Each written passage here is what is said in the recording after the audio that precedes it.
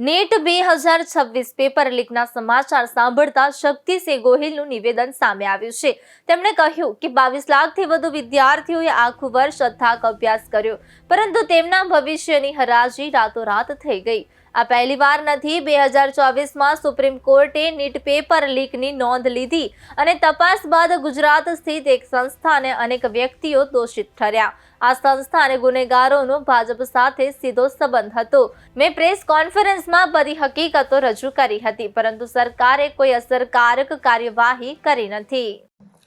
22 લાખ વિદ્યાર્થીઓ જે નીટની પરીક્ષા આપવા જઈ રહ્યા હતા, એ નીટની પરીક્ષા પેપર ફૂટવાના કારણે, પેપર લીક થવાના કારણે રદ કરવામાં આવી છે। 22 લાખ વિદ્યાર્થીઓની માનસિકતા શું થશે એ સમજવા જેવું છે।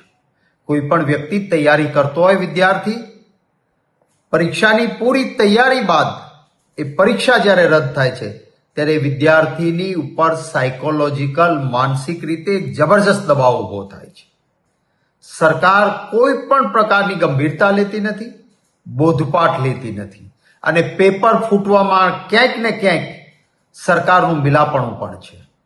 ભારતીય જનતા પાર્ટીની સરકાર કેન્દ્રમાં આવ્યા પછી 2016માં, 2021માં, 2024માં અને 2026માં આ વર્ષે પેપર નીટના ફૂટવાના કિસ્સાઓ બહાર આવ્યા છે। 2024માં નામદાર સુપ્રીમ કોર્ટે પણ ગંભીરતા લીધી। 2 વર્ષ પહેલા, એટલે કે 2024માં જ્યારે નીટનું પેપર ફૂટ્યું, એની તપાસ થઈ, સુપ્રીમ કોર્ટે ગંભીરતા લીધા પછી તો ગુજરાતમાં એનું કેન્દ્ર બિંદુ નીકળ્યું। જે પેપર ફૂટવાના પૂરા પુરાવા મળ્યા, એ પેપર ફોડનારા કોણ હતા? એ સંસ્થા કોણ હતી? ભારતીય જનતા પાર્ટીના નેતાઓ સાથે સીધું એનું મિલાપણું। મેં જે તે સમયે ભાજપના નેતાઓ સાથેના એમના મિલાપણા, એમના ફોટા, ભારતીય જનતા પાર્ટીને અપાતા ફંડની વિગતો બધી જ મેં રજૂઆત કરી હતી।